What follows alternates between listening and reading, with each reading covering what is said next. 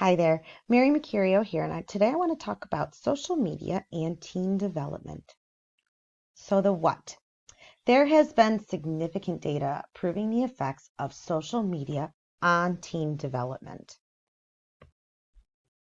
What is social media? So social media has increased exponentially over the past decade. We're talking sites and platforms and apps such as Twitter and YouTube and Snapchat, Facebook and Instagram. And the Pew Research Center states that YouTube and Instagram are the most popular among teens. Now, if you were to look at these sites, you would see Instagram as a platform where you share photos and small videos, and YouTube basically is videos of anything that you could think of. And because there's a plethora of devices that can access these social media sites, the information is always on. It's actually kind of difficult to turn it off. You can access social media through gaming devices, cell phones, computers, tablets, even your television.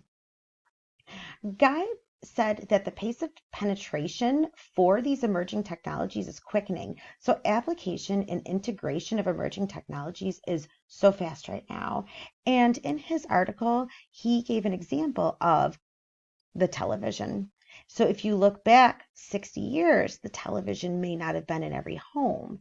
But now, if you have a television that's 3 years old, it's already considered out of date. And the more time that goes on, the faster this pace of penetration is moving. He also stated that there's three components for the use of social media in teens. The first one is human connectedness. So as mammals, humans are social creatures. And how easy is it on social media for teens to have this human connection by just opening an app? They can talk to people, they can watch videos, they can immerse themselves in that environment. The second is the desire for data. Now, we know teens are learning all about the world around them, so they have questions. And sometimes it's easier just to hop onto YouTube and plug in a video, and now you have your information. And the third one is the appetite for adventure. So we know teens have a higher risk taking, and having social media introduces them to, it fills this need for adventure in their brain. Now, if you look at these two graphs created by the Pew Research Center in 2018, you'll see that YouTube, Instagram, and Snapchat at that time are the most popular online platforms among teens, with 85% saying they use YouTube. Now, not only are there more platforms and so many devices, teens are now saying that they're online almost all the time. So 45%, almost half, say they're almost constantly online. And this study is from 2018, so we can only imagine what it is now. Teens saying they're online several times a day. That makes up almost the bulk of the remainder of teens. So teens have access to so many sites, so many ways to access these sites. And so now they're immersing themselves completely into these social media environments. So it's important to note that the developmental stage of teens in their brains. So as teens grow, there is an increase in gray matter. Now, gray matter is for self-control, object permanence, and control of their emotions. Now, as children go from childhood into preteen, the amygdala, or that part that controls the whole object permanence, has basically formed, but this frontal cortex part of the brain is still forming, and that forms almost all the way into adulthood.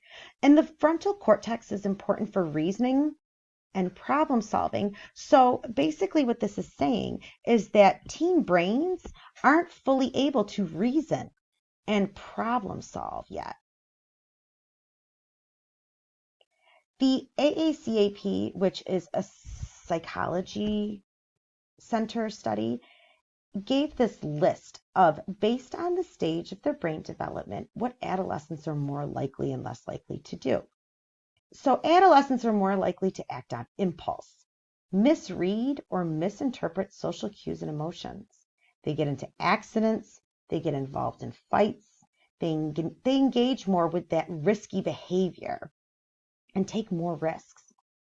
Adolescents are less likely to think before they act, that impulse. Pause to consider the consequences of their actions and change their dangerous or inappropriate behavior.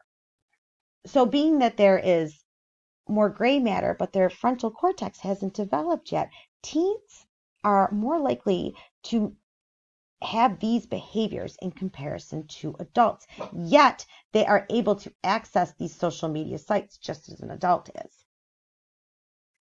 Piaget created what was called the formal operational stage. Now, this is from 12 to 17, and into this stage, children are learning deductive reasoning and problem solving. He also further said that there is a theory called adolescent egocentrism. Now, basically, this says children and teens, preteens and teens, think so much about themselves that they're not really concerned about other people around them. They're egocentric. They're thinking almost all about themselves.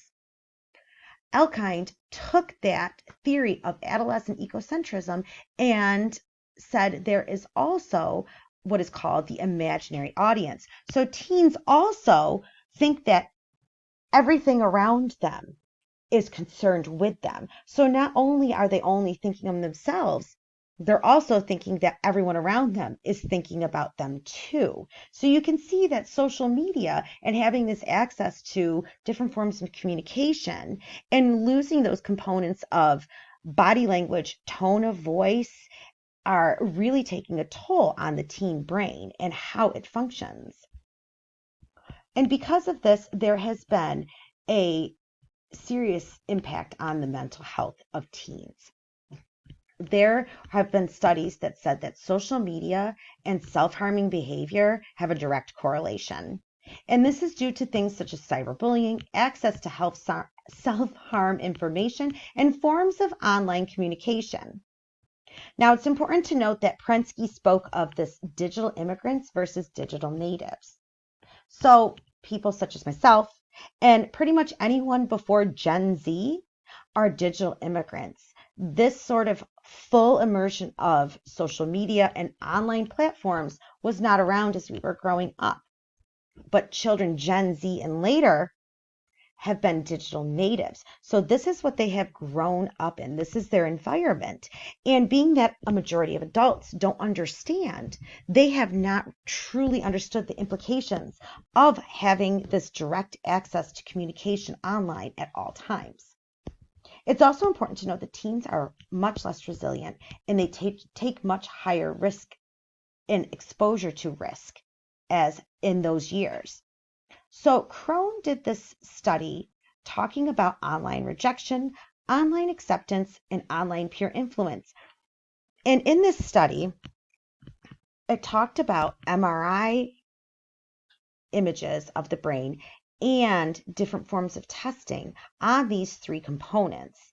And the study concluded saying that online rejection has a direct correlation in the brain and the neurons that are linked to the parts of the brain that access depression.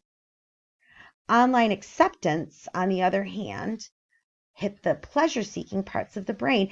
Interesting to note, it actually correlates well with the part of the brain where it's monetary gain. So these teens see online acceptance almost as like a form of pay. And online peer influence affects teens' personal image. In the article, they did a study on what it means to be skinny and how teens will rate attractiveness with the rate of being thin. So this is affecting their self-esteem in ways that we can't even imagine. This chart shows the emotions such as loneliness, depression, and feeling better or worse about themselves, and how teens with low social emotional well-being experience so much more of these negative effects than children with high emotional well-being. But you'll see, even here, percentage of social media users who say they sometimes feel left out or excluded, 29% is still a very high number, and these are children that have high social emotional well-being. And this last chart was actually a very sad and daunting thing to see, that the suicide rate among U.S. youth has increased so much since the application of so many social media sites. So if you look here, here's even our youngest age group, 10 to 14-year-olds. We can still consider some of them preteens. In 2000, we're looking at that rate, and then it goes slowly up, and it almost doubles. So we're really seeing strong implications that social media is affecting our suicide rates among our youth. So to conclude this, where teens' brain development is and the applications and use of social media sites is creating direct lineage to the mental well-being of our youth. Thank you for taking the time to watch my video.